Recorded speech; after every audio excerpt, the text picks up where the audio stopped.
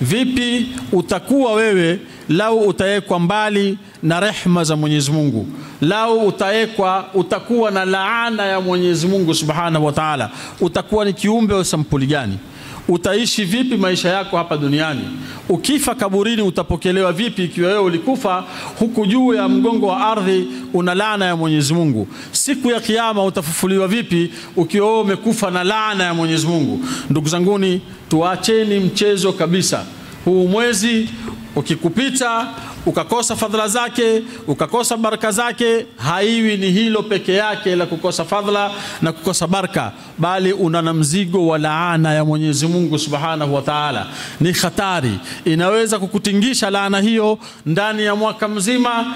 Kama utafaulu, utajaaliwa kuwa na kupata mwezi mwingine wa Ramadhani na ujirekebishe, ndio uondoe ile laana ya Mwenyezi Mungu, uingie katika chuo kipya, uingie katika dimbwi jipya la maji yenye kusafisha, kama utajaaliwa. Sasa ndugu zanguni, nasaha yangu au maneno yangu ya kwanza ni kwamba tujaribuni kujizatiti kufunga masombo ili huu mwezi mtukufu wa Ramadhani usitupite hivi.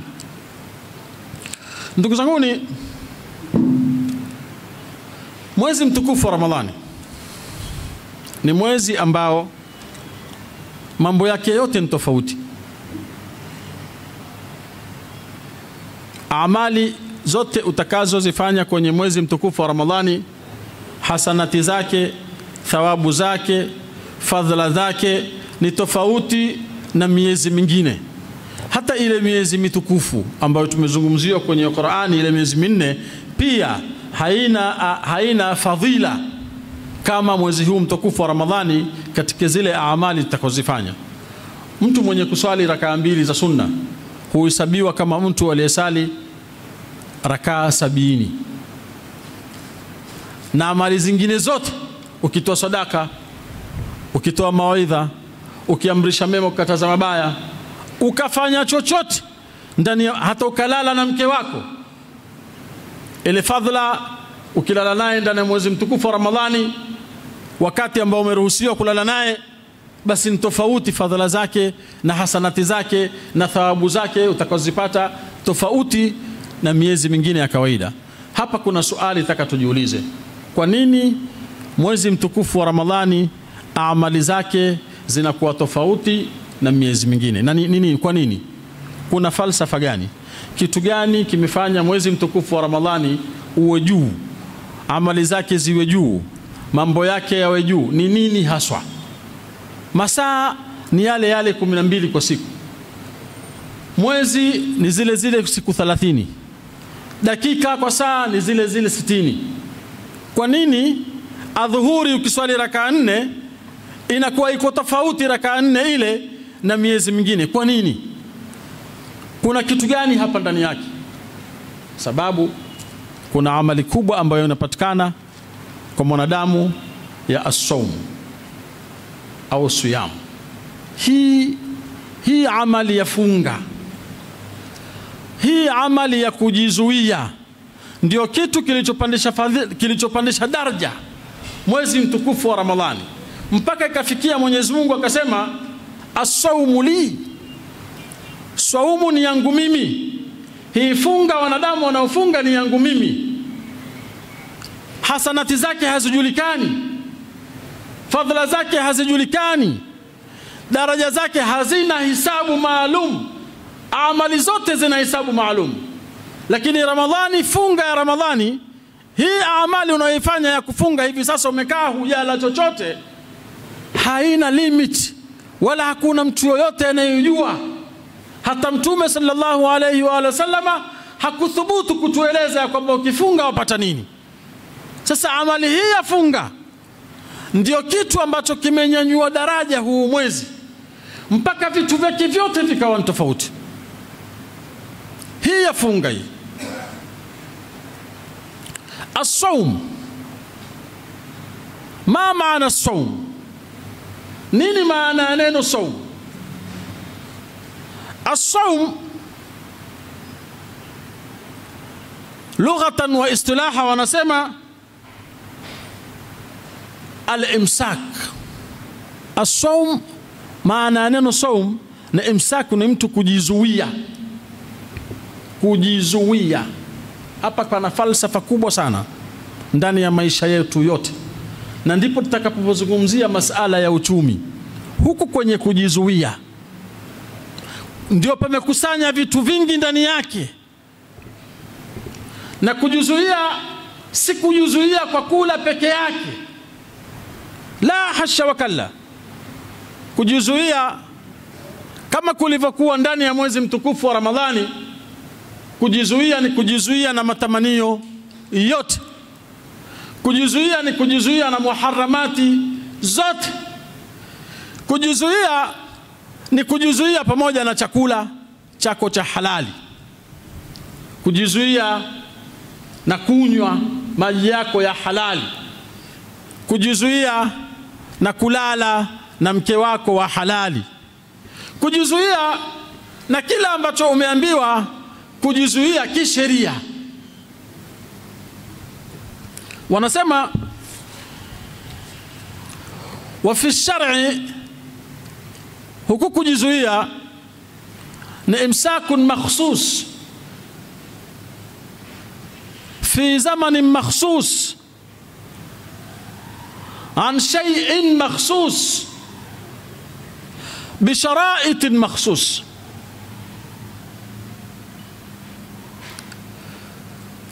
Kujizuia ni kujizuia kwa mambo mahsusi ambayo umeambiwa ujizuie nayo ndani ya mwezi mtukufu wa Ramadhani, kwa sharti mahsusi ambazo umewekewa zile sharti za saumu uzitekeleze na ujizuie nazo ndani ya mwezi mtukufu wa Ramadhani. Wanasema kuna neno as-sawm na neno siyam. Haya ni maneno mawili ambayo kalima yake ni moja lakini yana utofauti kidogo. Wanasema siyam ni kujizuia na chakula, kujizuia na kula na kunywa, kujizuia na mufturat, zitu ambazo mufturat za kufuturu, yani za kula, min al-fajr ila al-maghrib ila ghurub ash-shams. Siyam, neno siyam ni mtu kule kujizuia kisheria, kwamba mwezi mtukufu wa Ramadhani ukiingia hutakiwi ule kuanzia alfajiri mpaka magharibi ndio ule. Hutakiwi umkurubie mkeo kulala naye kuanzia alfajiri mpaka magharibi. Yale yote ambayo hatuwezi kuyafanya kuanzia alfajiri mpaka magharibi, yale huitwa siyam.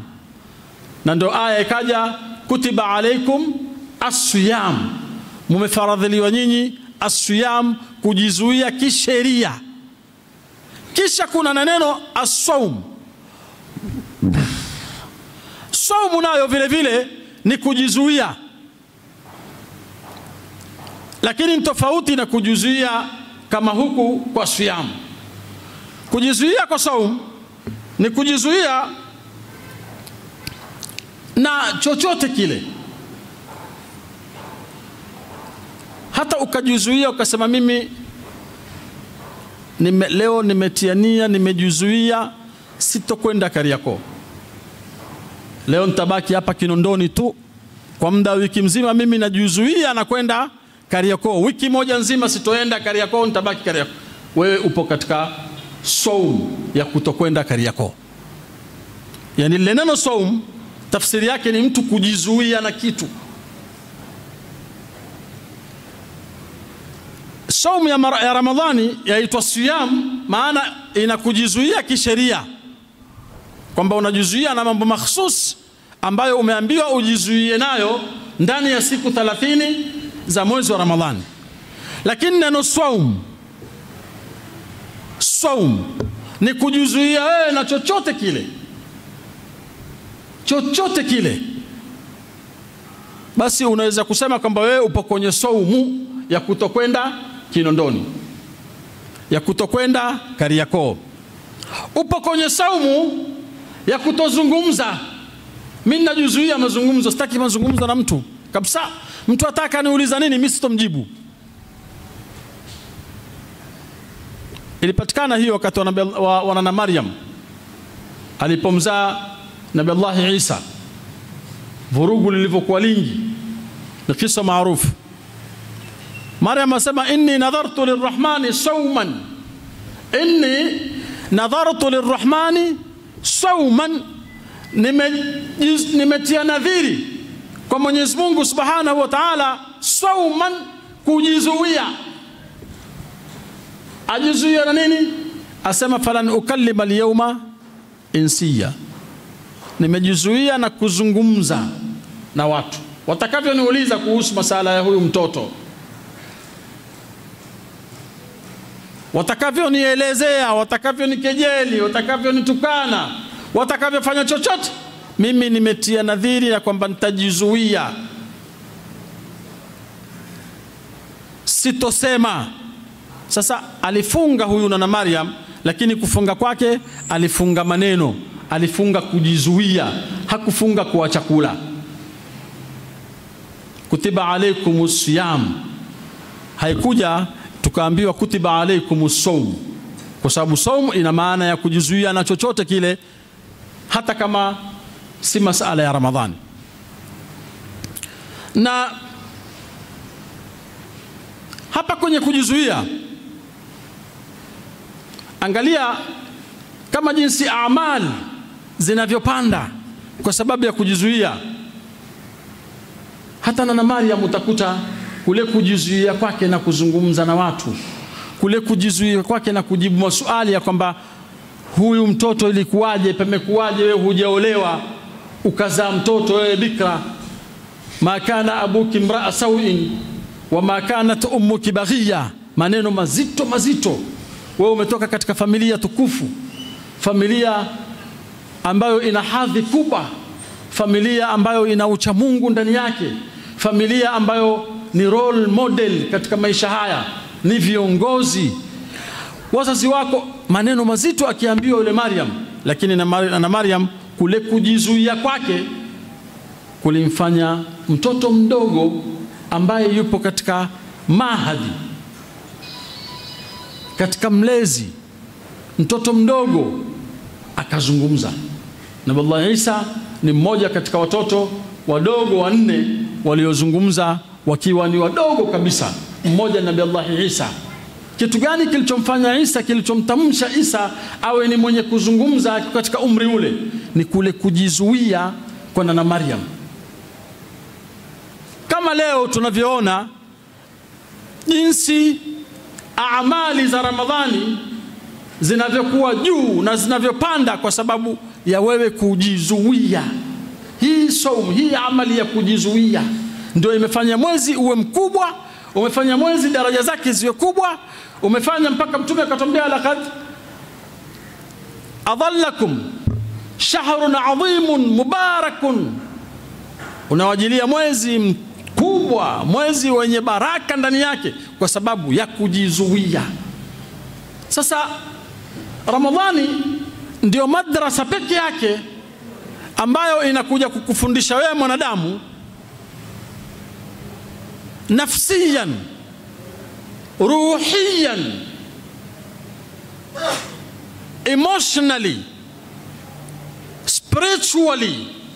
Ramadhani ndio inakuja kukujenga wewe utu wako, kukujenga akili yako, kukujenga afya yako, kukujenga kuwa na malengo yako, kwa sababu ya kufundisha kujizuia. Mwanadamu lau ataweza kuishi kwa kujizuia maisha yake,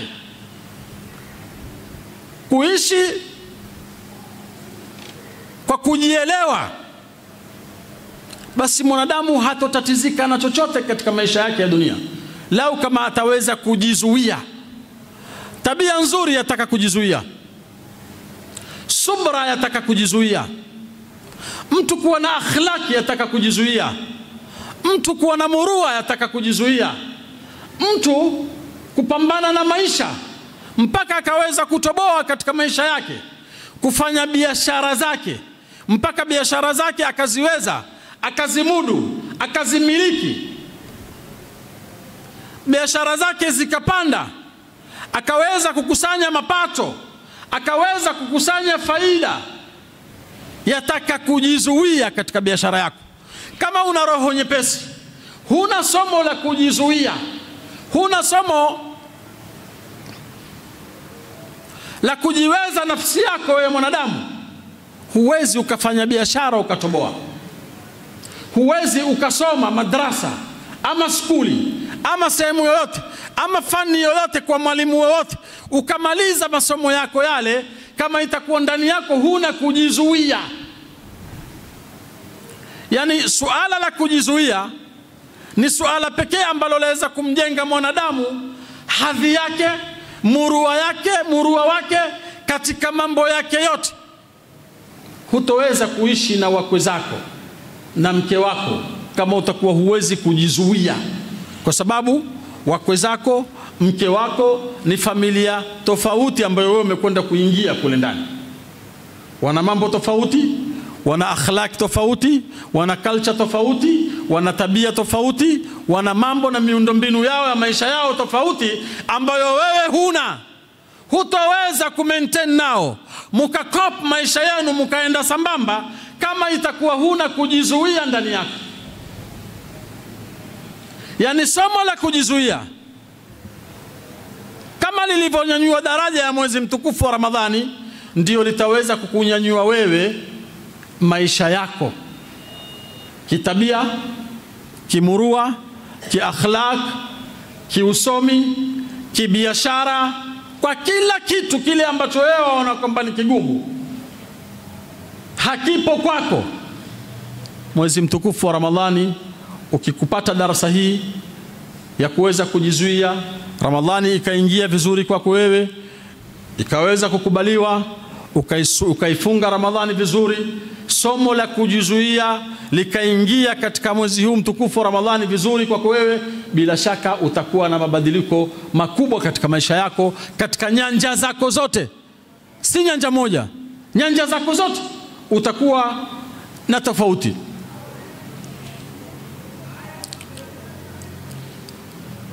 Wasomi wanasema ma amara Allah subhanahu wa ta'ala li ummatihi bisiyam wa ma farada 'alayha illa liyurabbi al-umma ala at-taqwa wat-tazkiyah wal-quwwa. Wanasema ma amara Allah subhanahu wa ta'ala al-umma bisiyami, hakuamrisha Mwenyezi Mungu subhanahu wa ta'ala umma ufunge uwe niweze kuwa na amali na ibada ya kufunga, na akawafaridhishia wao kufunga ibada hii, illa isipokuwa liurabbi al-umma, kwa kuulea ule umma. Lengo la Mwenyezi Mungu kuileta hii Ramadhani ni kwa sababu ya malezi ya huu umma. Kuwalea nini? Kuwalea huu umma ili upate takwa na upate tazkia, kujitakasa, na upate kuwa, upate nguvu. Umma huu umeletewa hii Ramadhani. Lengo na shabaha la Mwenyezi Mungu Subhanahu wa Ta'ala kuileta Ramadhani au kuileta swaumu kwa umma wake, si lengo lingine isipokuwa ni kwa sababu ya malezi. Ramadhani imekuja kuwalea watu, kuwalea waingie katika mlango wa takwa, kuwalea waingie katika mlango wa tazkia, kujitakasa, kuwalea waingie katika mlango wa kuwa, mlango wa kuwa na nguvu, kuwa na nguvu kimwili, kuwa na nguvu kimoyo, kuwa na nguvu kihisia, kuwa na nguvu kiakili, kuwa na nguvu, kila nguvu ambayo unastahili kuwa nayo basi mwezi mtukufu huu Mwenyezi Mungu Subhanahu wa Ta'ala ameileta ibada ya saumu. Lengo la shabaha ni kuwalea jamii, kuulea umma, kwa sababu ya kupata nguvu ya kila nguvu wanaostahili kuipata.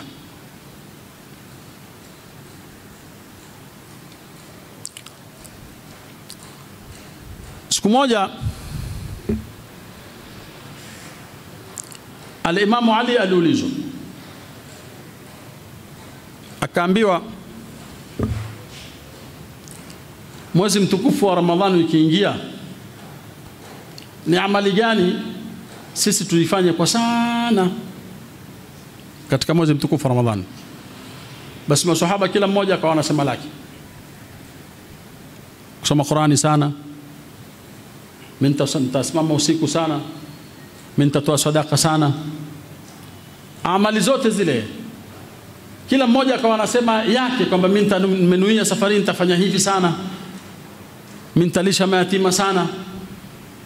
Basi Imam Ali akawaambia, amali kubwa ambayo inatakiwa kufanywa ndani ya mwezi mtukufu wa Ramadhani ni alwara.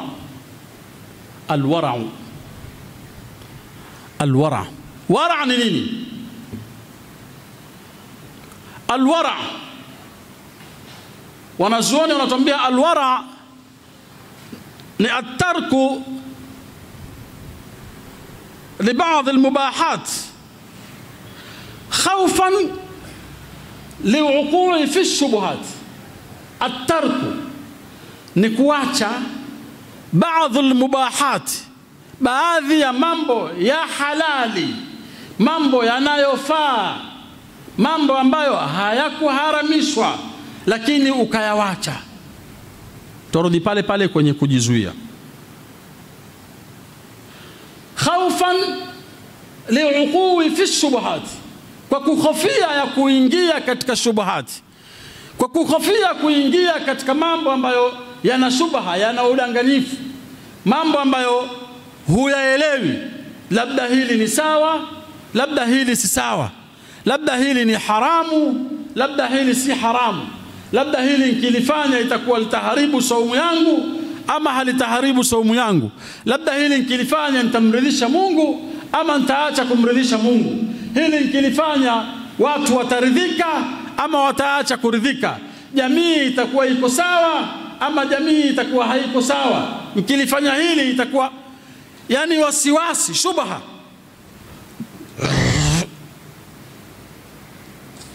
Kuacha jambo ambalo lina shubha ndani yake, khaufan al-uqui fi al-muharramat, kuogopa ya kwamba usije ukaingia katika haramu, ukajizuia kufanya jambo ambalo ni la halali, ukajizuia kufanya jambo ambalo ni mubaha, halina wasiwasi, lakini kwa kuwa na shaka tu kwamba bwana hili pengine sifahamu ni sawa ama si sawa, ukaliwacha kulifanya. Ndio maana neno alwara. Sasa mwezi mtukufu wa Ramadhani, amali kubwa sana ambayo inatakiwa mtu kuifanya ni alwara, yani mtu kujitenga, mtu kuhakikisha kwamba hakuna doa ambalo atalifanya, hakuna chochote ambacho kina shaka ndani yake utakifanya, usije ukaingia katika haramu.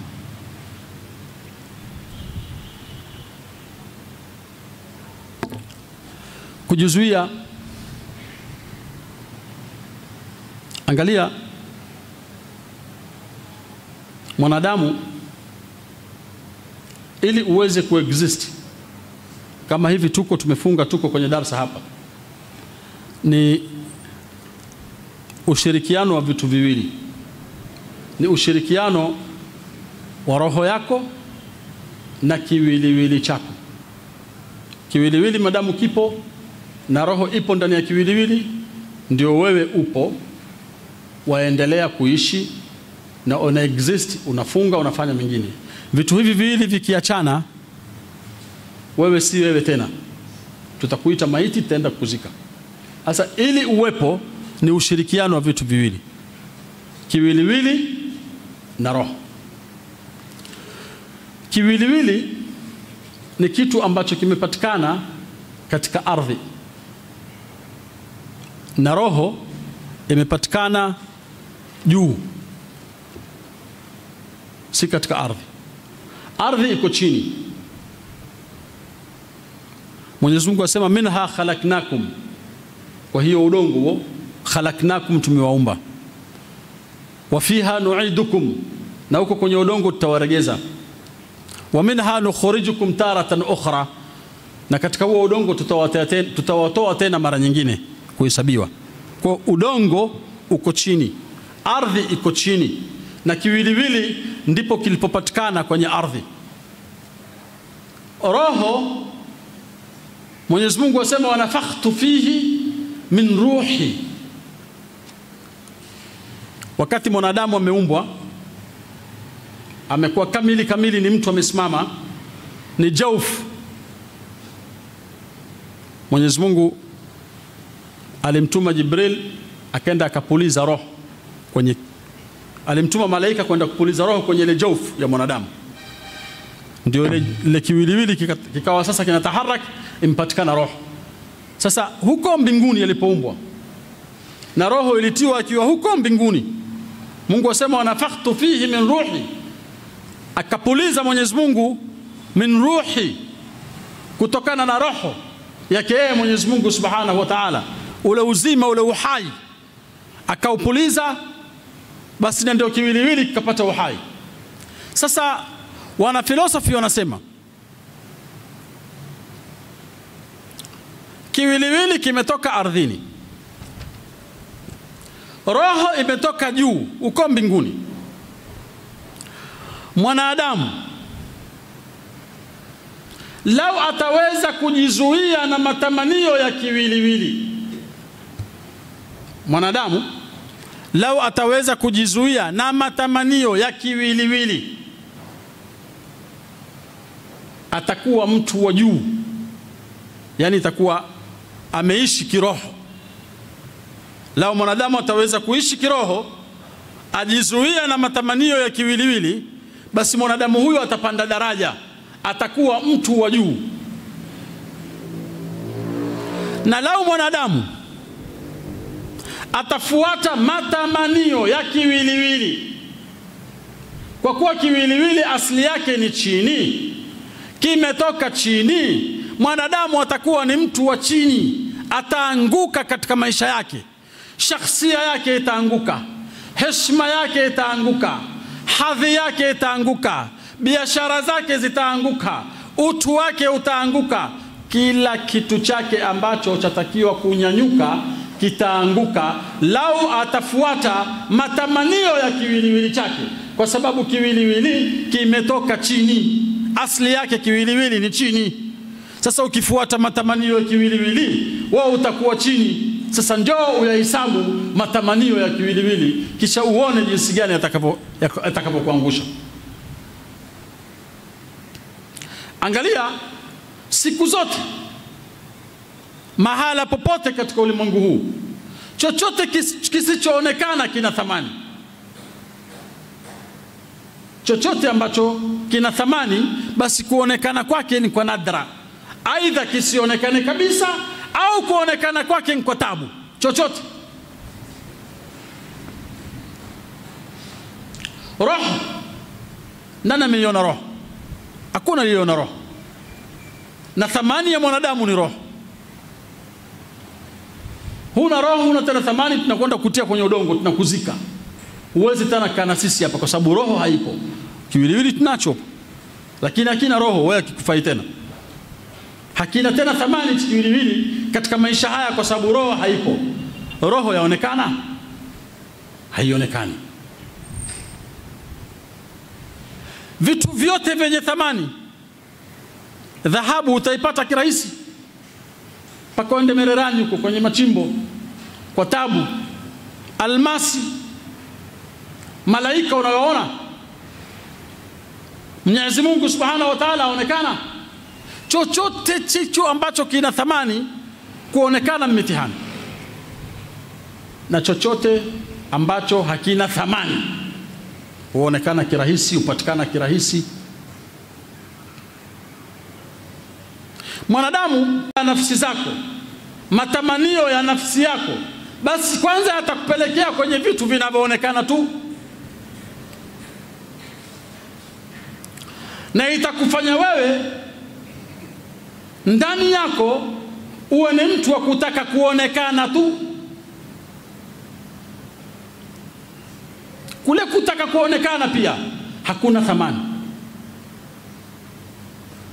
Sasa twarudi pale pale kwa kujizuia. Lau utaweza mwanadamu ujizuie na matamanio ya kiwiliwili chako, utapanda daraja, utakuwa ni mtu wa hali ya juu kabisa. Hakuna kitu ambacho cha haribu maisha yetu, hakuna kitu ambacho cha vuruga budget zetu kila siku kama kula. Lau wanadamu ingekuwa kula kwetu ni si vile, au lau mwanadamu utakuwa hazingatii sana kula. Mwanadamu lau utakuwa hazingatii sana kula, yani yeye anaishi, anakula kwa sababu ya kuishi, haishi kwa sababu ya kula, basi huyu mtu lazima hali yake ya kiuchumi ibadilike. Kula. Hivi sasa maisha yalivyobadilika, maisha yalivyopanda, kwa kijana shabab ambaye hajaoa, kwa siku anaweza kula kama shilingi 20,000 mjini hapa. Kwa siku kula yake inaweza potea pengine shilingi 20,000 kama atakula 20,000 kwa mwezi mmoja. Shilingi ngapi? 600,000 kwa mwezi mmoja. Niambie kijana shab ameingiliwa na mwezi mtukufu wa Ramadhani.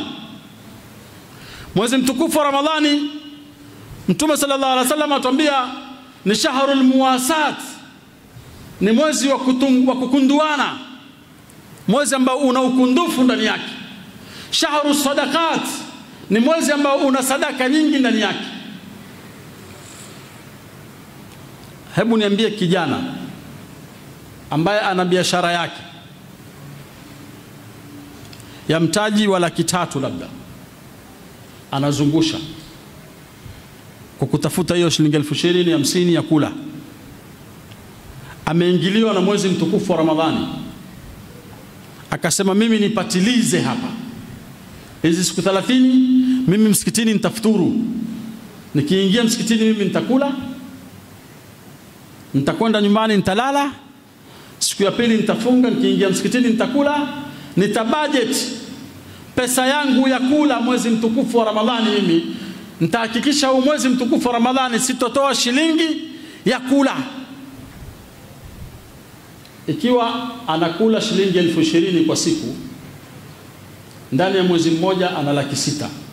Ikiwa siku zote anatembelea mtaji wa 300,000, ndani ya mwezi mtukufu wa Ramadhani ukimalizika ana 600,000, mtaji wake umeongezeka. Mwache kijana, njoo mtu mwenye familia.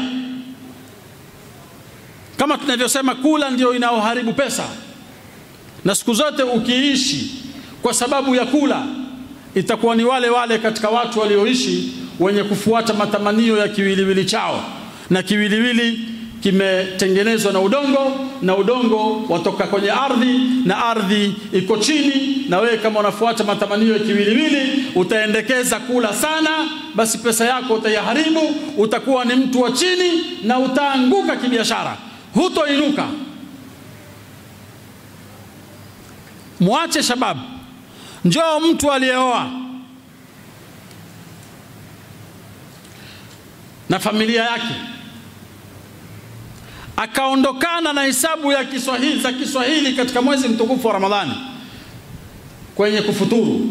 Maana sisi tuna futari za Kiswahili, kwa kuwa umefunga roho ya tamani vitu vingi jioni, kana kwamba Ramadhani haitatoka, hali ile ya kutamani itaisha. Huwezi ukajizuia ukasema mimi leo futari yangu ni muhogo tu. Umefanya muhogo wako shilingi 5,000, na nazi zako shilingi 5,000, khalas shilingi 10,000. Leo iftari yako ni muhogo, wewe na familia yako. Wewe katika familia yako unatumia shilingi 30,000 kwa siku kula yako. Umesevu shilingi ngapi hapo? 20. Mwezi ukiisha una 600,000. Lakini kama utafuata matamanio ya kiwiliwili, ndizi ya sukari iko pale, sambusa iko pale, kababu iko pale, malalandi matobosha yako pale, kaimati za shira ziko pale, viazi tamu majimbi yako pale, nyama ya kukaranga samaki yako pale. Takriban wewe ukipiga hesabu, licha ya kutumia shilingi 30,000 kama unavyotumia kwa kawaida, unatumia shilingi 50,000 60 kwa siku. Badala ya kupanda kiuchumi katika mwezi mtukufu wa Ramadhani kwa sababu ya bajeti, wewe huli na ukila ni kipindi kimoja, unaanguka kwa sababu unatumia zaidi. Kwa Ramadhani imekuja kututengeneza kinafsi, imekuja kututengeneza kiakili, imekuja kututengeneza kiroho, imekuja kututengeneza kiuchumi, imekuja kututengeneza kiibada, imekuja kututengeneza kitwaa, kwa kila kitu imekuja kututengeneza. Kwa hiyo ukifuata matamanio ya kiwiliwili chako, utakuwa mtu wa chini, hutopanda. Na ukakaza roho yako, ukawa utaishi kiroho, hutoishi kimatamanio ya kiwiliwili, basi utanyanyuka. Ndani ya mwezi mmoja huu wa Ramadhani utaona hisabu yako iko tofauti. Wewe ikiwa ni mtu unafanya kazi, unalipwa mshahara kwa mwezi, si mfanya biashara, bajeti yako ukaisarifu vizuri, ukala kwa mfano huu tuliosema chakula kimoja kwa siku, basi utakuta mwezi wa mtukufu wa Ramadhani umeweza kusevu pesa nyingi sana kwa kadri ya mshahara wako unaopata na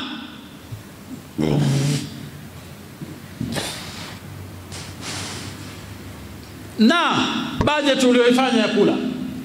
Hii ni hisabu ya wewe kufunga matumizi.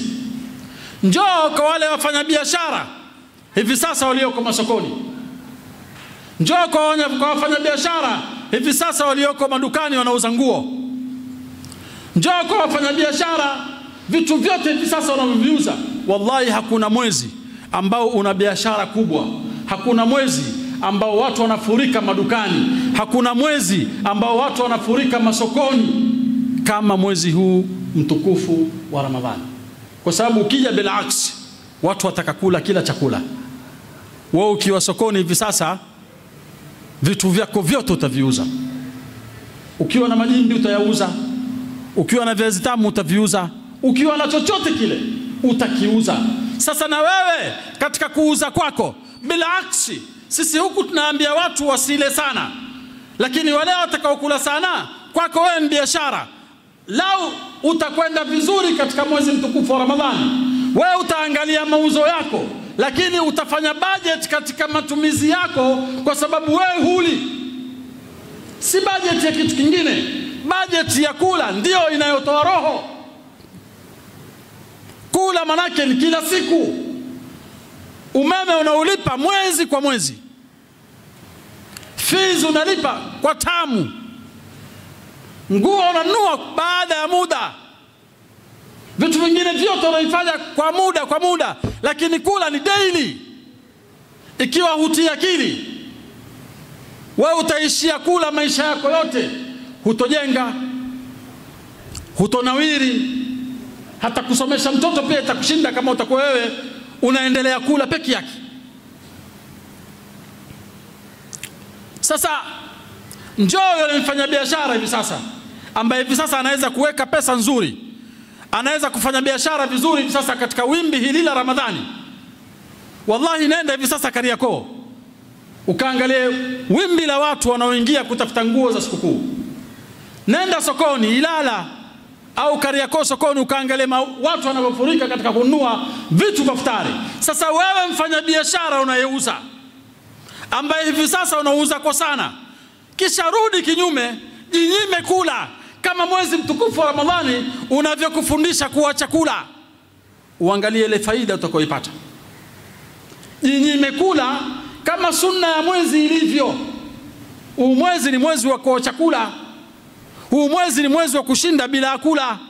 Sasa na hata jioni pia kula size, kula kichache, kula kitu kimoja.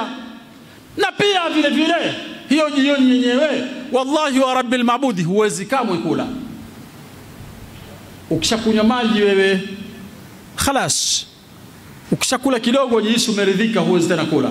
Hebu niambie, ile israfu unayoifanya vyakula 10 utafikiri ndile kombe la bwana harusi. Bwana harusi akishatoka kuoa kule achukuliwa pelekwa kule kwa mke, kuna lile kombe la bwana harusi, vyakula karibu kadhaa hapo, visahani. Na ndio iftari zetu sisi leo za Kiswahili, kila nyumba zetu ni hivyo. Sote tuna udhaifu huo. Kiingia jioni wewe iftari. Sasa hebu jinyime, hebu jikaze, fanya biashara yako vizuri, tengeza pesa yako nzuri, kisha kula chakula kimoja. Leo ni pilau, pika pilau tu peke yake, kisha uangalie kwa muda wa mwezi huu mmoja mtukufu Ramadhani utasave nini wewe. Wallahi msingi wako utaongezeka. Na wallahi sote kama wafanya biashara au kama wenye changamoto katika kupambana na gurudumu la maisha, twajua ya kwamba kula ndio inatuumiza. Twajua, kila mmoja ajua kwamba kula ndio inatuumiza. Lakini mwezi mtukufu Ramadhani umekuja kukufunza wewe kuishi kwa budget, kuishi usithamini kula. Kwani kula hakuna faida yoyote shekhe. Hakuna chochote kinachopatikana kwenye kula tena bila kujikontrol zaidi ya madhara. Angalia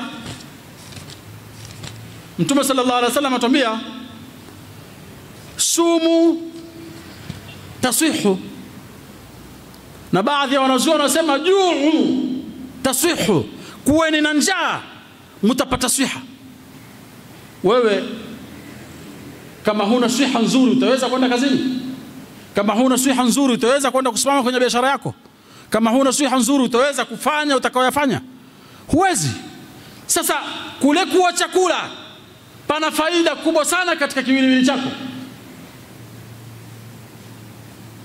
Wa min fawaid al-ju' Mtume asema nurul hikma al-ju', nurul hikma al-ju', yani mtu kuwa na hikma yenye nuru, kuwa na hikma ya kisawasawa, akili yake kuwa barabara. Al-ju' ni kushinda na njaa.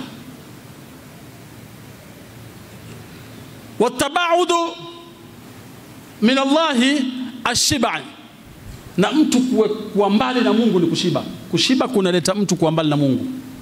Kule kushiba kuna kufanya wewe uwe mbali na Mungu biologically.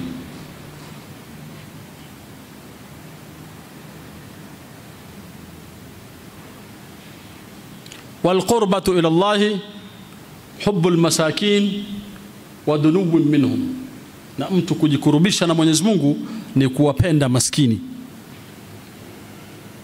na kuwakurubia wao. Mwanasa wanasema kuwa na njaa, kushinda na njaa panajaza hikma, panatengeneza bongo lako. Na akasema al-Imam Sadiq asema kuthratul akli makruha, mtu kula sana ni makruh. Makruh si kitu kizuri katika sheria. Mtu kula sana imeitwa makruh. Akasema tena man akala ta'aman lam yud'a ilayhi fakaannama akala qit'atun min an-nar. Angalia mwanachuoni huyu katika ahlul baiti Rasulillah anavyo sisitiza watu kuwa mbali na kuwa chakula, yani kuwa mbali na kula ovyo. Asema mtu yote mwenye kula chakula kile akawa hakualikwa, lam yud'a fihi, hakualikwa, basi fakaannama akala kit'atun minan nar, kama amekula sehemu ya moto. Si kwamba watu wasile, si kwamba huyu mwanachuoni asema watu wasile, la, lakini watu wasipende sana kule kula, kwa sababu kupenda sana kula kuna madhara katika kiwiliwili. Kupenda sana kula kuna madhara katika uchumi. Anasema hapa, na kupenda sana kula tuaddi ila mashakil al-iqtisadiyya, hupelekea katika mashakili ya kiuchumi mtu kupenda sana kula, wa maliya, na mashakili ya kimali, wa nafsia, na mashakili ya kinafsi, kule kupenda sana kula. Sasa Ramadhani imekuja kutufundisha jinsi ya kujizuia na kula kwanza, kisha kujizuia na muharramat, kisha kujizuia na shahawat, kisha kujizuia kiwiliwili chako na mambo ya matamanio ya kiwiliwili chako. Wallahi utakuta hivi sasa unaweza ukamfuata mtu nyumbani kwake ukamkuta na kabati la nguo, ana nguo anaweza kuivaa mara moja, akabadilisha nguo nyingine, akabadilisha nguo nyingine, mpaka ikafikia miezi 6 ikawa hajarudia ile shati alilolivaa mwanzo, na bado aendelea kununua mashati, na akiliona atakatena kununua mashati. Ni hela wayaharibu ile, ni hela wayaharibu. Hakuna dharura ya kuvaa nguo hii na ile kila siku. Dharura iliyoko ni wewe kuwa msafi na kuwa tahara, ndio dharura. Si dharura leo onekane na koti hili, kesho onekane na koti lile.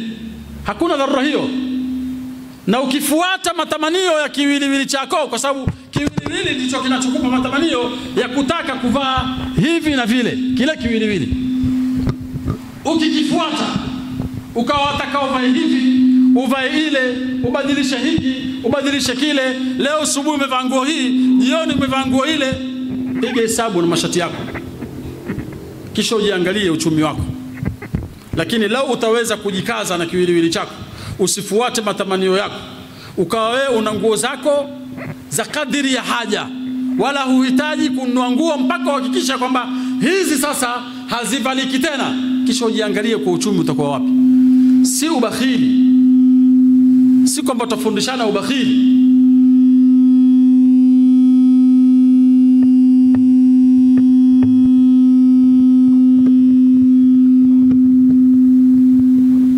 Si ubakhili, la hasha wa kalla, lakini ni iktisad.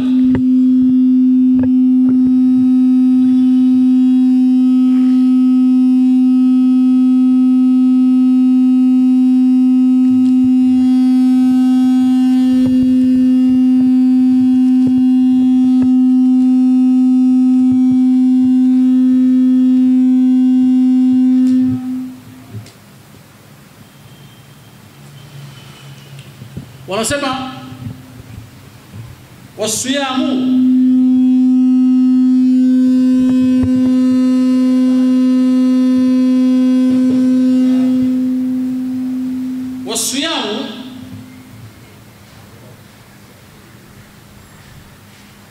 madrasatu tarbawiyya.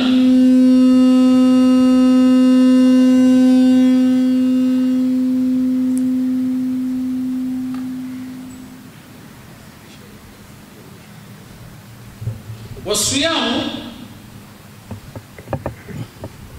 madrasatu tarbawiyya ni madrasa, ni kitengo, ni rehab yenye kutufundisha sisi at-tarbiya,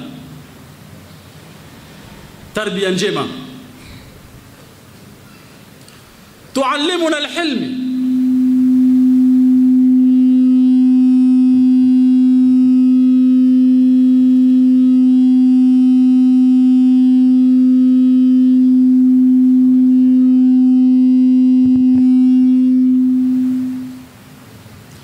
الصيام تعلمنا الحلم والصبر والصدق. Saum ni chombo ambacho tatufundisha sisi husnul khulq,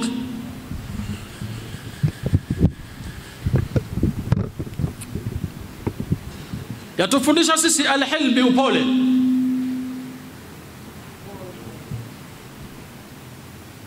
Yatufundisha sisi upole.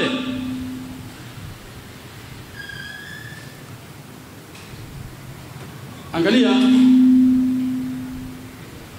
mtu mpole na mtu ambaye si mpole, mkali, ni yupi mwenye kupendeza katika jamii?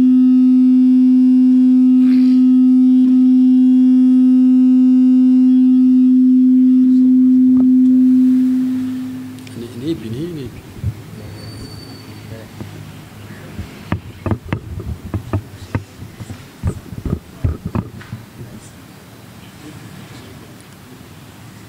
Tuallimuna alhilmi, somo yatufundisha upole, ya kujenga kuwa mpole. Na ndio maana hata katika vipengele vya somo ni kwamba sisi tusiwe na mambo ya ugomvi, tuwe wapole. Usiwe na mambo ya kutukanana, hata mtu akikutukana mwambie mimi nimefunga, uwe mpole. Ndivyo somo linavyotufundisha, na mikakati ya somo ndio inavyotufundisha. Sasa jiulize, mtu akiwa ni mpole na mtu akiwa ni mkali, akiwa ni mshari, ni yupi anayependeza katika jamii? Bila shaka huyu mtu mpole ndiye anayependeza katika jamii. Hebu wewe nenda ukafanya biashara na mtu mpole, nenda ukafanya biashara na mtu mkali, yupi utapendelea kufanya biashara na yeye? Mtu mpole na mtu mkali, yupi utapendelea kufanya biashara na yeye? Nani ambaye ana sifa kuwa ni mfanya biashara mzuri kati ya mtu mpole na mtu mkali ambaye si mpole? Sasa somo yatufundisha sisi upole, mtu kuwa mpole. Wasabri, somo yatujenga kuwa na subra, yatufundisha sisi kuwa na subra. Subra vile vile, hebu niambie, unafanya biashara na mtu mwenye subra, umemkopesha mali yako, mmeagana bwana tarehe 30 njoo uchukue pesa zako. Umekwenda, bahati mbaya yule bwana labda ule mzigo hajauza, ama naye ameuza, pesa hajazipata, akakupa dharura yake, bwana nimechelewa mimi kukupatia fedha yako, labda ninazo nusu au sina kabisa, njoo siku fulani. Na wewe kaambia he wallah bwana, hakuna wasiwasi, inshallah Mwenyezi Mungu atuwafikie, nitakuja hiyo tarehe uliyosema nyingine, mimi nitaendelea kusubiri. Huyu mteja aliyechukua mali kwako, ukiweza kumaintain naye hivyo kwa subra, na mwingine akienda pale kudai pesa zake ikawa hataki kujua, bwana sisi mkataba wetu huu hapa, tumeandikiana, tushamalizana, tuliuziana, tukasema tarehe 30 lazima pesa yangu, leo hakuna pesa yangu, mimi nishakuuzia, nataka fedha yangu. Hebu huyu customer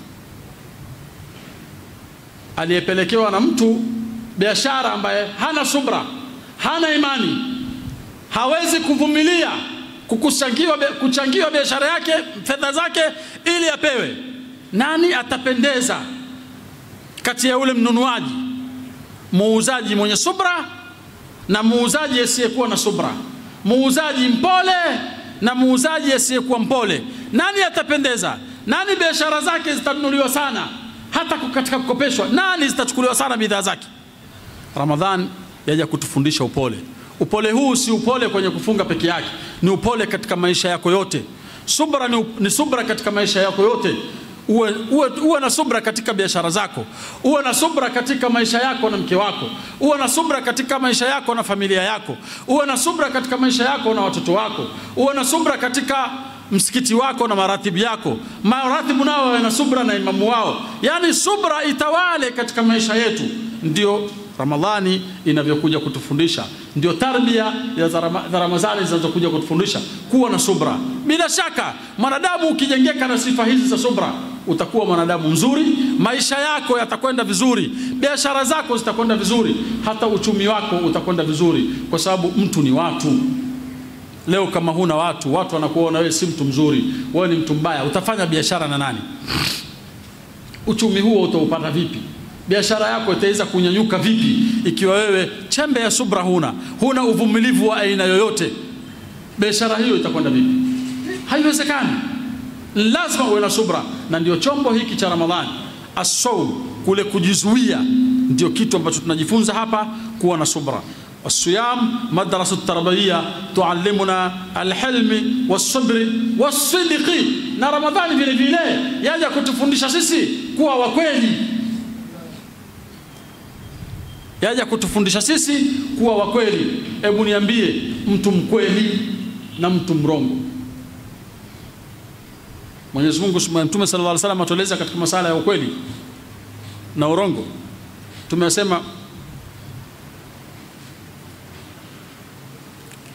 katika kipande ya hadithi ndefu, mwisho wasema inna ar-rajula la yasduqa hatta yuktaba 'inda Allahi siddiqa wa inna ar-rajula la yakdhuba hatta yuktaba 'inda Allahi kadhaba. Hadithi ndefu. Inna as-sidqa yahdi ila al-birr, tumesema ukweli yahdi ila al-birr, wampeleka mtu katika wema. Wa inna al-birra, na hakika ule wema, yahdi ila at-taqwa, wampeleka mtu katika uchaji Mungu.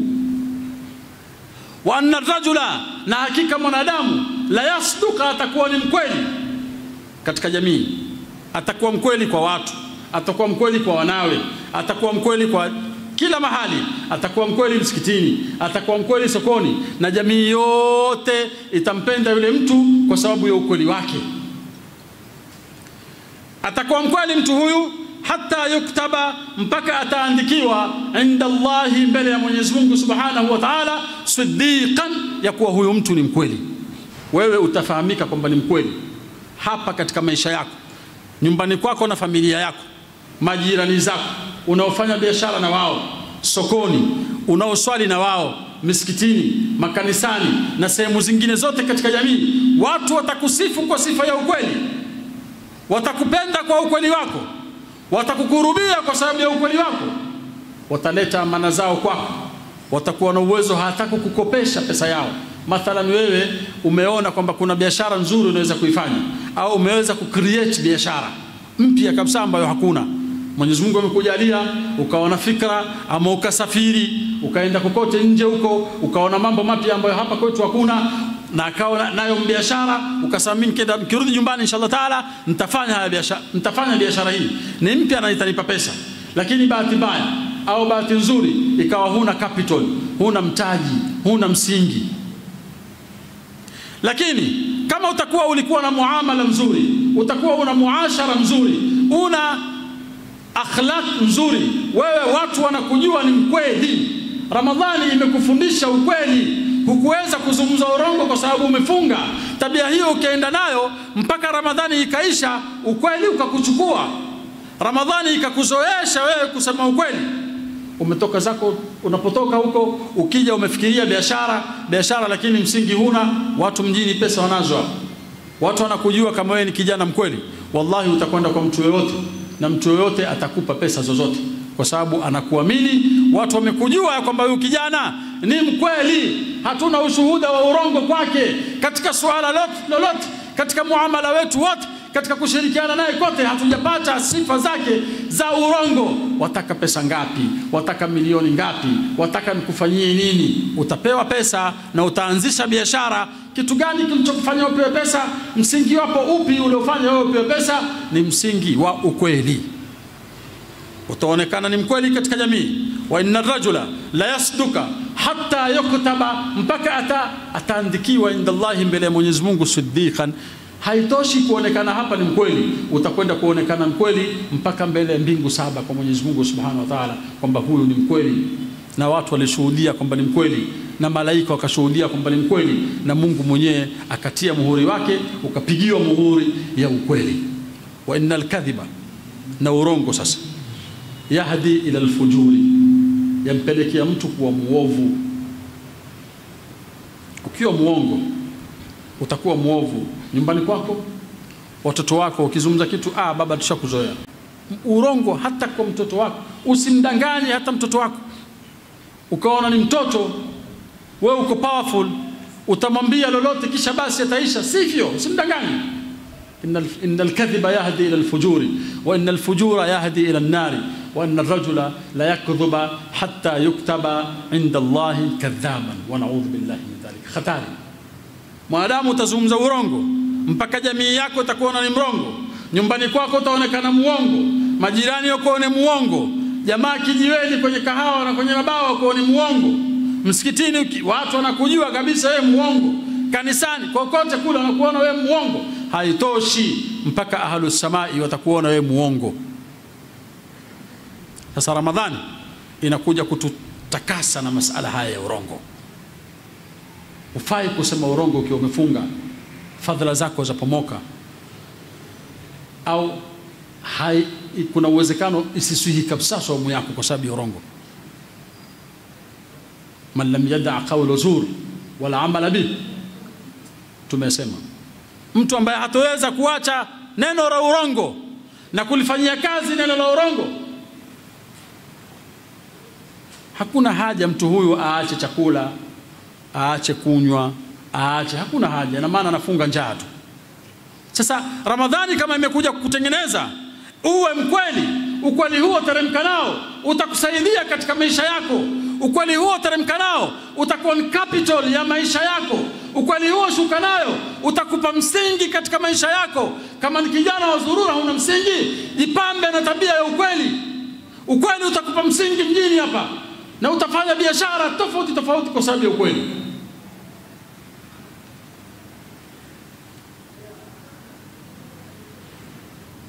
وتحث على مكارم الأخلاق وفضائل الأقوال والأعمال. والصائم لا يسخب ولا يغلو ولا يغضب ولا ينطق كذبا ولا يقول زورا ولا يخلف وعدا. ولا mtu aliyefunga akisema neno hakhalifu, akitoa ahadi hakhalifu. Hizi ndio taratibu za mtu aliyefunga. Sasa taratibu hizi zikujenge, usiache kukhalifu waadi hivi sasa ukiwa umefunga, alafu baada ya Ramadhani urongo wako uko pale pale, ahadi zako za uongo zikawa ziko pale pale. Kwanza hatari yake ni kwamba ni alama ya kwamba Ramadhani yako haikukubaliwa. Moja katika alama ya kwamba Ramadhani yako imekubaliwa ni hivi unapokwenda Ramadhani, na baada ya Ramadhani uende vile vile, vitakwenda kukusaidia vitu kama hivi. wala yakhlifu wa'dan wala yuakhiru amala. Wala Ramadhani mtu hacheleweshi amali zake. Time ya sala imefika, anakwenda kuswali kwa jamaa, ana barnamiji yake kusoma Qur'ani, anasoma, hacheleweshi. Hakuna kuchelewesha amali wakati wa Ramadhani, kama vile wanafanya haraka wakati wa kufungua saumu na mambo mengine yote. Wakati wa Ramadhani kila mtu anapupa la kutaka kufanya amali. Basi hali hii ya kutochelewesha amali wakati wa Ramadhani ndio ikujenge kutochelewesha mambo yako yote katika maisha yako nje ya Ramadhani. Bal qawluhu dhikrun wa sumtuhu fiqh. Bal mwezi wa Ramadhani mtu kauli yake ni dhikri. Ashhadu an la ilaha illa Allah, astaghfirullah, نسألك الجنة ونعوذ بك من النار، اللهم إنك عفو تحب العفو فاعف عنا يا كريم العفو. ذكري 24/7 utakuta watu wanatoa dhikri wakati mtukufu wa Ramadhani. Ndio kauli zinazopatikana kwa mtu aliyefunga. Basi kauli hizi ziendelee vile vile. Na dhikri ina maana mbili. Kuna dhikri hii tunayosema ashhadu an la ilaha illa Allah, astaghfirullah, hiyo ni dhikri. Na kuna dhikri kumkumbuka Mwenyezi Mungu Subhanahu wa Ta'ala katika kila jambo. Watakusema urongo, sema mimi siwezi kusema urongo kwa sababu Mungu amekataza. Ni dhikri. Kule kumkumbuka Mwenyezi Mungu ya kwamba hili ni jambo ambalo mimi sitaki nilifanye kwa sababu nikilifanya nimekatazwa, hiyo ni dhikri. Sasa yatakana udumu kama tulivyoambiwa ya kwamba kauli zako mwezi wa Ramadhani ni dhikri, basi dhikri hii iendelee hata mwisho wa Ramadhani. Wasumtuhu, na kufunga kwake mwezi mtukufu wa Ramadhani, fikrun, ni kufikiria. Kufikiria utaji wa Mwenyezi Mungu, kufikiria ukubwa wa Mwenyezi Mungu, kufikiria njaa uliokuwa nayo hivi sasa, ukamfikiria maskini yule ambaye kila siku ana dhiki, kula kwake liko tabu. Kufikiria, yani kufikiria. Basi fikra hizi vile vile ziendelee hata mwezi mtukufu wa Ramadhani ukiisha. Ramadhani hiyo imekujenga kufikiria, ndio itakuwa ni faida ya mwezi wa Ramadhani. Mtume sallallahu alaihi wasallam asema as-sawmu junna, funga ni kinga. Funga ni kinga. Shay'un ma yujinnuk au yasturuk au yuqiquka mimma takhaf. Ramadhani ni kinga. Kinga ya nini? Inakukinga wewe na mambo ambayo una hofu nayo, inakuweka mbali, inakuokoa na mambo ambayo una hofu nayo yote, madamu ni saumu. Wewe kama una hofu ya maradhi, mwezi wa Ramadhani ni dawa ya maradhi yako. Mwezi wa Ramadhani, ile kufunga tu ni tiba katika nafsi yako. Wallahi wa rabbil mabud, mwezi wa Ramadhani au hii saumu ni mukawiyati kubwa sana. Hebu jipime wewe nguvu zako za kiume hivi sasa katika mwezi mtukufu wa Ramadhani. Jipime sana, utajikuta zimeongezeka, utajikuta una nguvu zaidi, utakujikuta uko vizuri zaidi katika masala ya tendo la ndoa kuliko miezi mingine ambayo si Ramadhani. Wewe si mgonjwa, hauko vibaya siku zote, lakini hivi sasa ni zaidi. Kwa sababu gani? Ile funga inakupa nguvu. Na mtu yoyote mwenye maradhi yoyote, unless yule ambaye ana maradhi hawezi kufunga, lakini yule ambaye ana siha yake vizuri, lakini pengine asumbuliwa na vitu vidogo vidogo, ndani ya mwezi mtukufu wa Ramadhani siha yake inakuwa tofauti. Ndio kaambiwa as-sawmu junna, ni kinga. Kutiba alaykum as-siyam, mmefaradhiliwa nyinyi as-sawm, kujizuia. Kwa sababu katika kujizuia kuna mafunzo mengi, katika kujizuia kuna mambo mengi.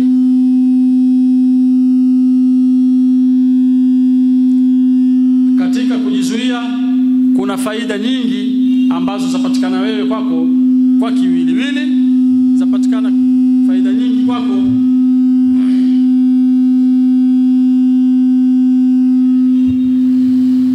zapatikana faida nyingi katika kiwiliwili chako, zapatikana faida nyingi katika kujizuia wewe katika muashara wako na muamala wako na tabia zako, zapatikana faida nyingi katika kujizuia wewe na katika biashara zako na uchumi wako. Zote hizi zinapatikana katika kujizuia. Na ndio maana Mwenyezi Mungu Subhanahu wa Ta'ala akaleta haya masala ya watu kufunga katika ardhi hii ili waweze kutengekewa na maisha yao kisiha, waweze kutengekewa na maisha yao kiuchumi, waweze kutengekewa kimaisha yao kwa kila jambo ambalo wana hofu nalo. Basi kujizuia, ile ibada ya kujizuia inaweza kukupeleka mbali katika mambo mengi. Na ndio haya alifanyika kama kutiba ala alladhina min qablikum. Hayajaanza sasa haya. Hii siyam haijaanza sasa. Mwenyezi Mungu asema kama kutiba ala alladhina min qablikum, kama jinsi walivyofaradhiwa wengine kabla yenu nyinyi. Saumu ilikwenda kutengeneza maisha yao huko nyuma. Watu walivyokuwa wana mifumo tofauti huko nyuma, mifumo ya barter trade huko nyuma huko, watu wakiishi katika hali ya kuuziana, hakuna kuuziana, hakuna pesa. Watu wanapeana, wanabadilishana vyakula, nikupe tende unipe unipe mchele, nikupe ngano, unipe maharage. Wakati huo maisha hayo ya mifumo hiyo, saumu ilikuwepo. Mungu atuambia kama kutiba ala alladhina min qablikum, watu katika mifumo hiyo Ramadhani au saumu ilipenya katika maisha yao, kwenda kuwarekebishia mambo yao, kwenda kuwatengenezea mambo yao, kwenda kutengeneza akhlaq zao, wasiweze kugombana katika mifumo yao ya biashara, wasiweze kukhtalifiana katika kubadilishana kwao vyakula, waweze kuelewana, wawe na hilm, wawe na subra, wawe na upole kwa sababu ya saumu wanazozifunga, ili waishi vizuri katika maisha yao. Kama kutiba ala alladhina min qablikum, kama walivyofaradhiliwa wengine kabla yenu nyinyi. Imekuja katika hadithi, wanasema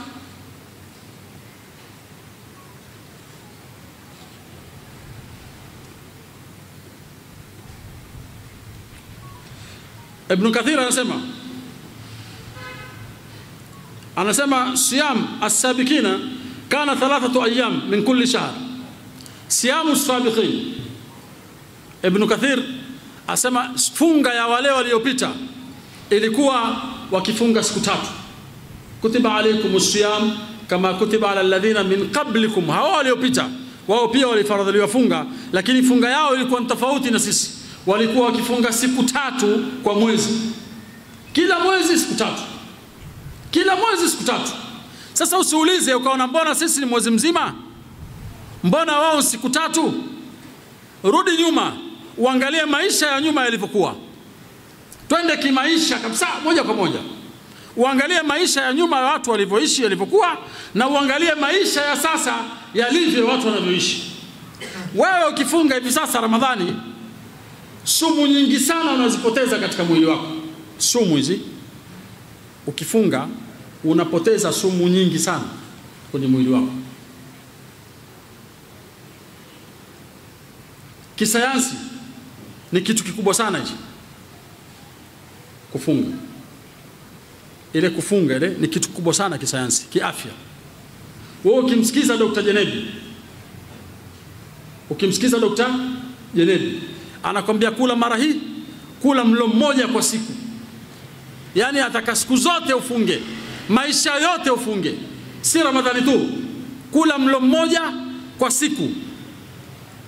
Ukila mchana, mathalan umekula wali mchana au chochote kile ulichokula mchana, ukimaliza kula Dr. Jenebi anakwambia usile tena mpaka kesho mchana, labda maji tu, sinfunga hiyo kama sito la magharibi mpaka kesho.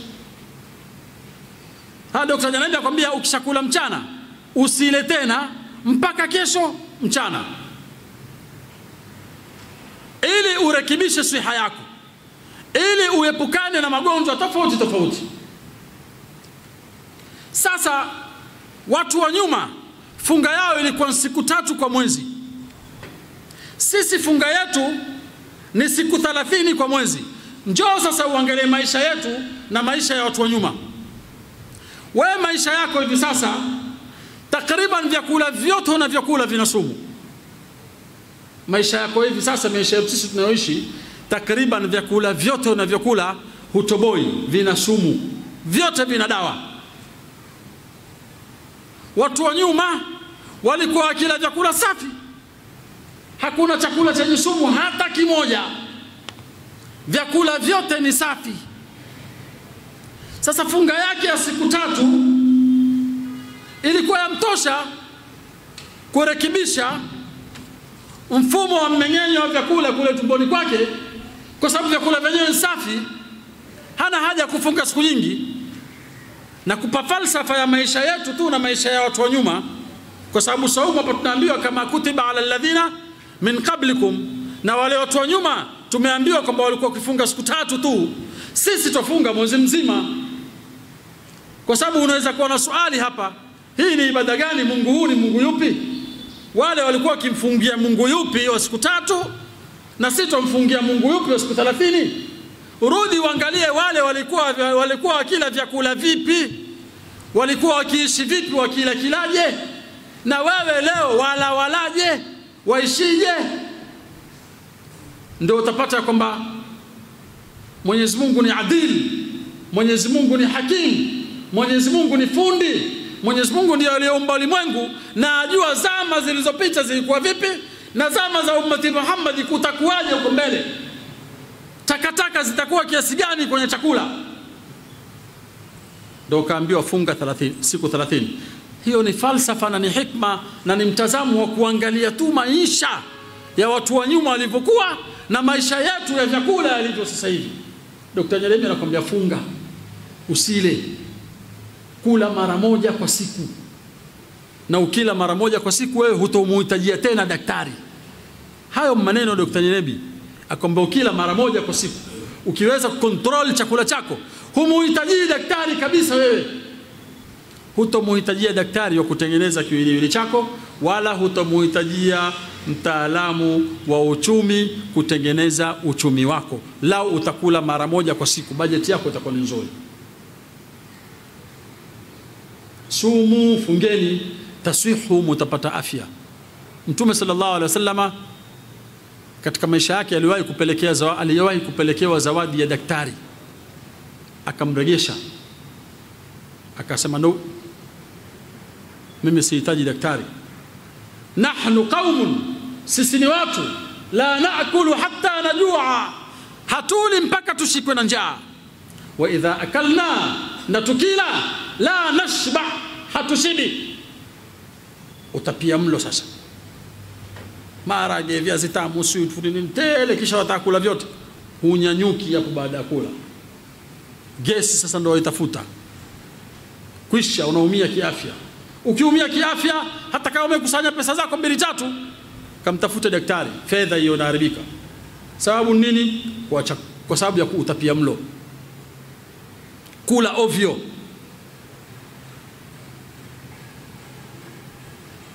Kwa hivyo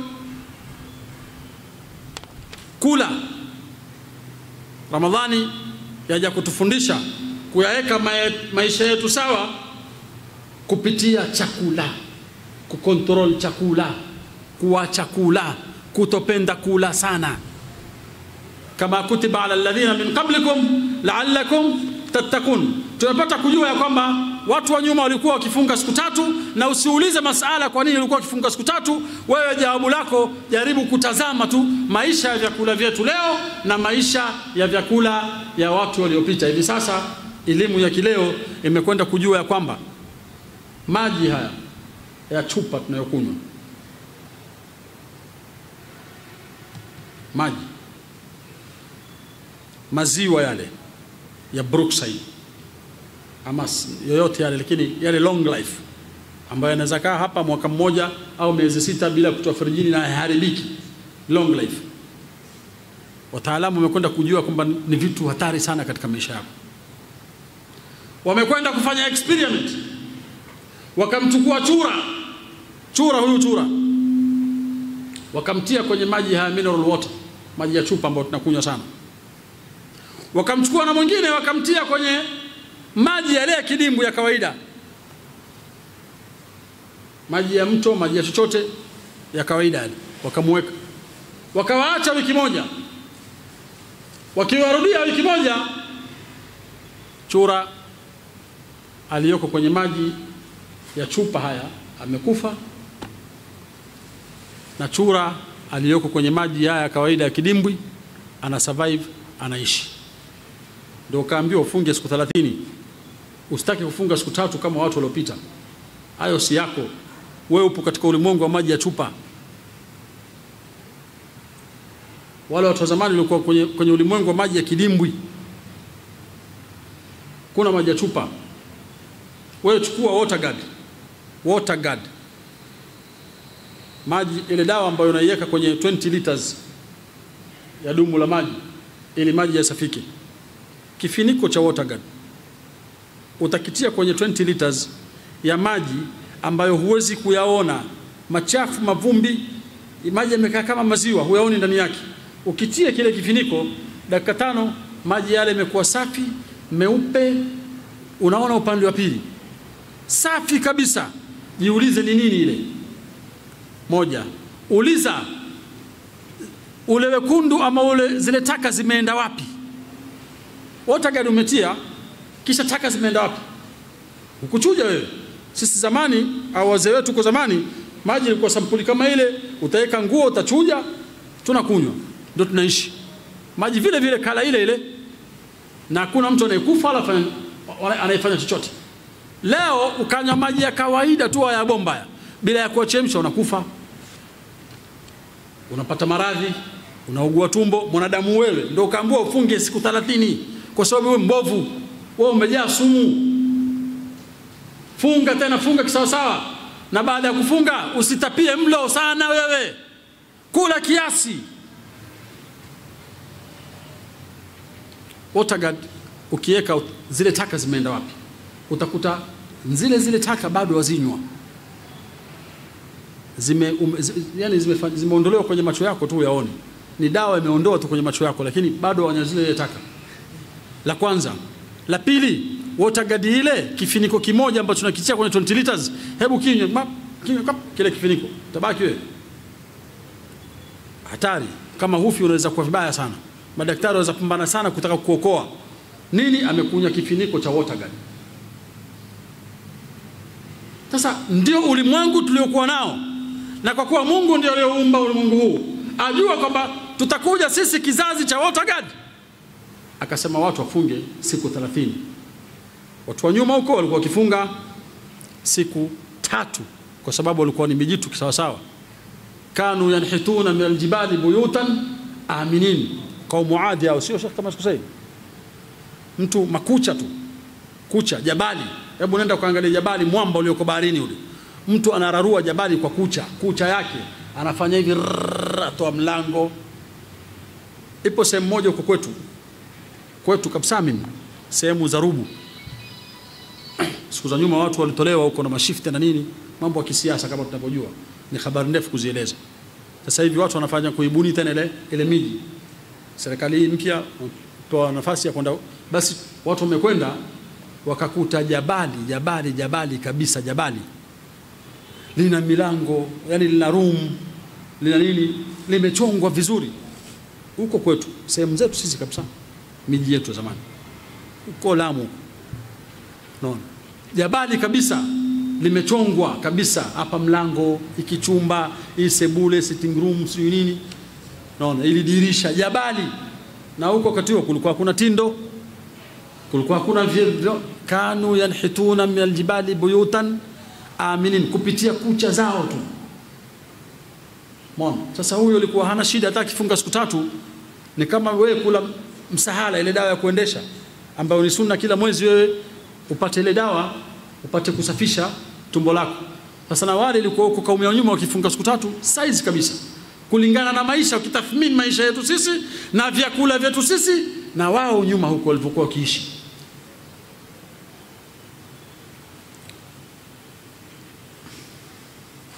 La'allakum tattaqun.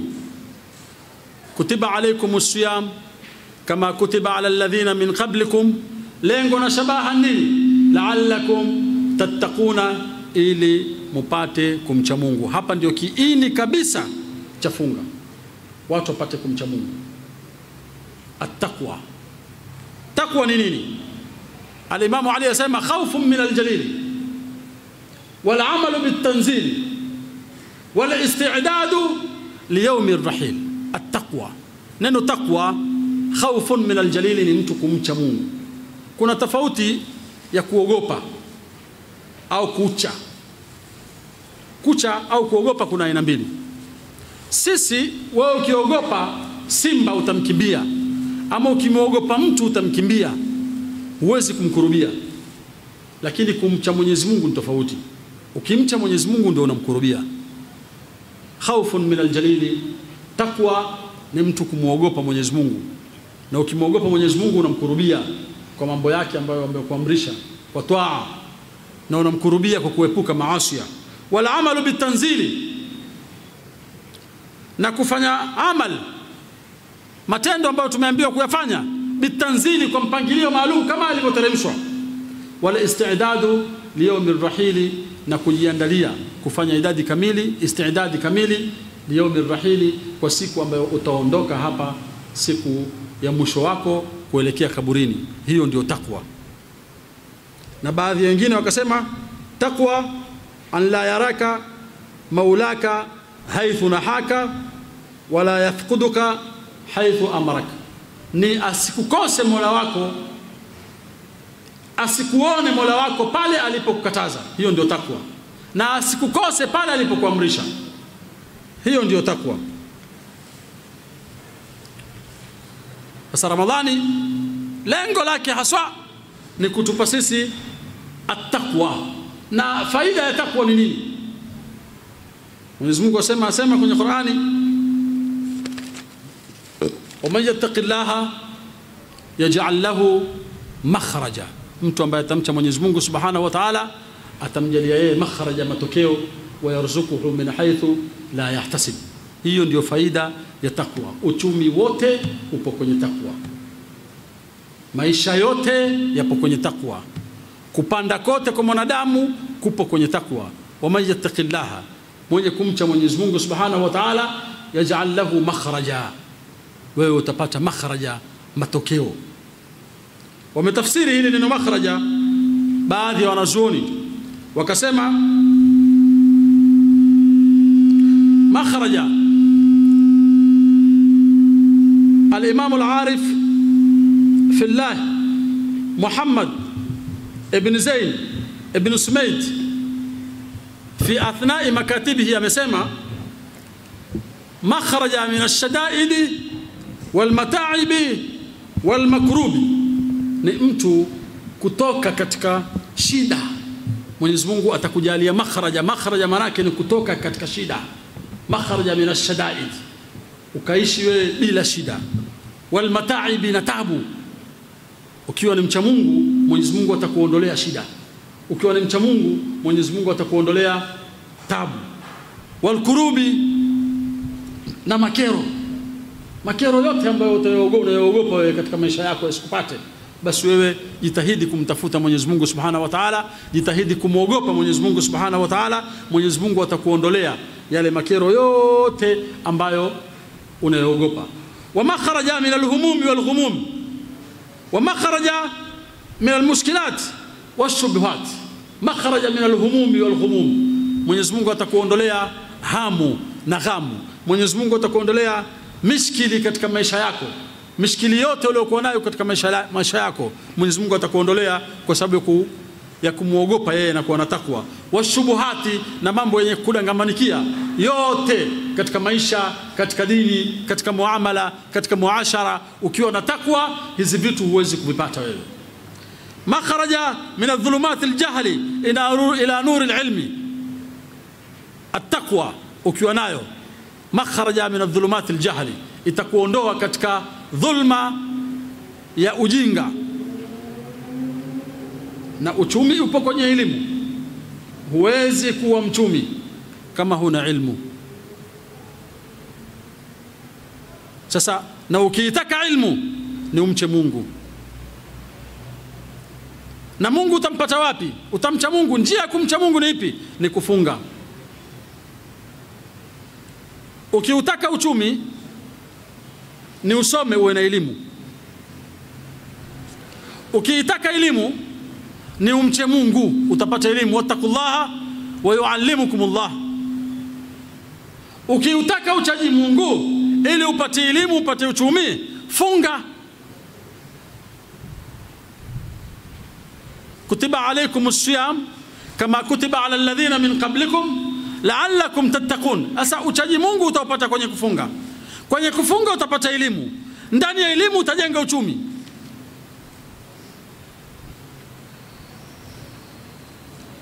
Wa makhraja, na utapata matokeo min al-ajzi wal-kasali. Wewe utaondolewa al-ajzi, uzito, kulemewa. Uzito uko aina nyingi. Kuna uzito wa uvivu. Ukiwa na takwa, vitu hivi haviwezi kupata. Na kwa nini uzito huu ukose? Al-ajzi, kulemewa. Kwa nini upakose? Kwa sababu kwanza ukiwa na takwa, ukiwa ni mchaji Mungu, kuna vitu haviwezi kukurubia wewe. Ukiwa ni mchaji Mungu, kuna vitu, kuna mashaitani ambao wanakuletea ajizi, wanakuletea uzito, hawawezi kukukurubia wewe ukiwa mchaji Mungu. Na ukiepukana na mashaitani haya, mashaitani haya wakikuepuka kwa sababu ya uchaji Mungu wako, mambo yako mengi yatafunguka. Ndugu zanguni, changamoto za uchumi si changamoto ndogo, ni changamoto kubwa. Ni mpaka uwe na Mwenyezi Mungu bampa tu bampa, ni mpaka uwe na takwa kweli kweli. La sivyo unaweza kuwa na vitu vyote lakini kisha ukaporomoka, kwa sababu kuna vitu sisi hatuvioni katika maisha yetu na viko. Kuna vitu, kuna viumbe wapo katika maisha yetu hatuwaoni, na wapo na wana mchango mkubwa katika maisha yetu, aidha kuyapandisha au kuyaharibu. Wako viumbe, kuna majini, kuna malaika.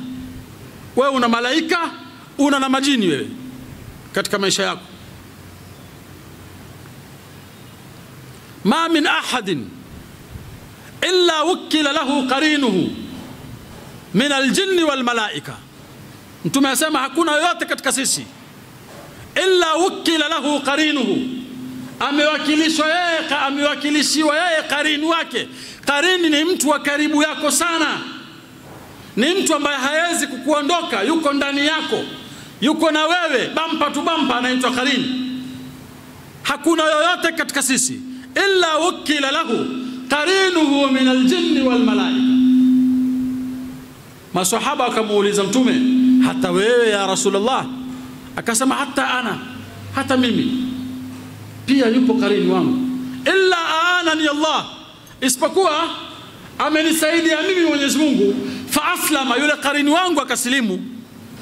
Fala yaamuruni illa bikhair, haniamrishi yule qarini wangu illa bikhair, isipokuwa kwa khairi. Ndugu zanguni, kuna viumbe sisi tunao katika maisha yetu hatuwaoni, lakini ni hakika, hakuna shaka wala chenga wapo. Na hawa wana nafasi kubwa sana ya kutujenga sisi na kutuendeleza katika maisha yetu, ama kutuvuruga, kutuharibu.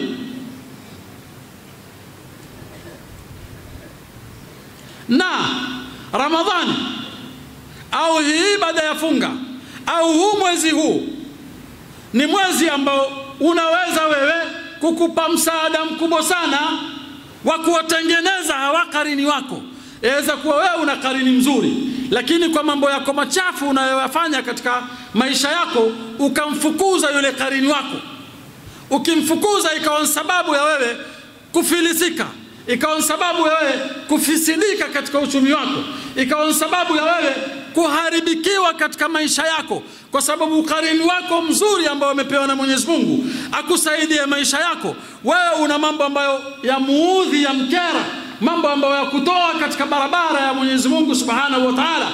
Hatimaye qarini yule akaondoka, akaja mtu ambaye si mzuri, akakuvuruga, akakutia nuksi katika maisha yako, akaharibu nyota zako kama wenye ilmu nujumi, akafanya mambo mengi ambayo wewe ukaonekana ovyo. Sasa basi, kabla uende kwa mwalimu kukutengeneza kiwiliwili chako, kukutengenezea habari zako ambazo uzioni, mwezi wa Ramadhani ni wimbi ambalo laweza kusafisha katika habari hizi. Kisha ukiendelea kuishi nalo wimbi hili, ukanyanyuka katika maisha yako, kwa sababu wale viumbe ambao ni sababu ya wewe kukuharibia maisha yako uliwapiga raba ikiwa ndani ya mwezi mtukufu wa Ramadhani.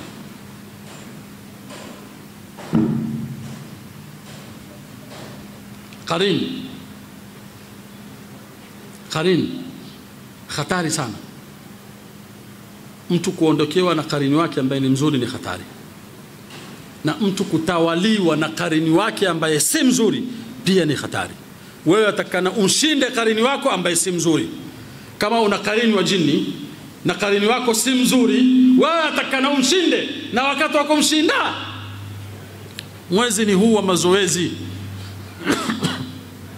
ya kuweza kumshinda na kumweka sawa karini wako yule ambaye si mzuri, kama atakuwa si mzuri. Kwa hiyo makharaja min al-ajzi, kulemewa. Taqwa yaj'al lahu makhraja. Wanasema makhraja pia ipo katika al-ajzi, unatolewa masala ya ajzi itakuwa huna wewe, lau utakuwa ni mchaji Mungu kisawasawa. Na Ramadhani lau itakufundisha uchaji Mungu, uwe na uchaji Mungu kisawasawa, barabara 100% ni mchaji Mungu, au kama si 100% lakini una 70 katika 100 wewe ni mchaji Mungu, basi wewe utapata makharaja ya kuondolewa na hii ajzi wal kasali na uvivu. Wa makharaja min al-ghafla ila al-yaqla, utaondolewa wewe katika ghafla, kughafilika, ila al-yaqla, na kuamka na kuwa update. Angalia watu wengi wana ugonjwa wa kusahau na kughafilika katika mambo yao. Lakini ukiwa mchaji Mungu utakuwa na vitu ndani yako ambavyo vitapiga vita kile kifaa au kile kiumbe ambacho wewe kinakufanya uwe na ghafla, usiwe update katika mambo yako. Ukiwa na ghafla utaharibu mambo yako yote katika maisha. Uweza agana na mtu, ukaagana na mtu kibiashara, ukighafilika mtu atakuona wewe huna ahadi, wewe si mkweli, wewe ni muongo, hatuwezi tena kupanga jambo na wewe likawa. Na hii inaweza letwa na viumbe ambao unao katika mwili wako. Vipi utaondoa viumbe haya? Ni uchaji Mungu. Uchaji Mungu utapata wapi? Ndani ya Ramadhani, kupitia saumu. Kwa hiyo Ramadhani ni dawa kubwa sana. Ramadhani ni dawa kubwa sana kuliko dawa zingine zote ambazo unakwenda kuzifanya. Wa makharaja min al-mayl ila ash-sharr ila mahabbati al-khair. Makharaja min al-mayl ila ash-sharr, kupondokea na kupenda ile shari. Kuna watu wana hamasa ya kupenda shari.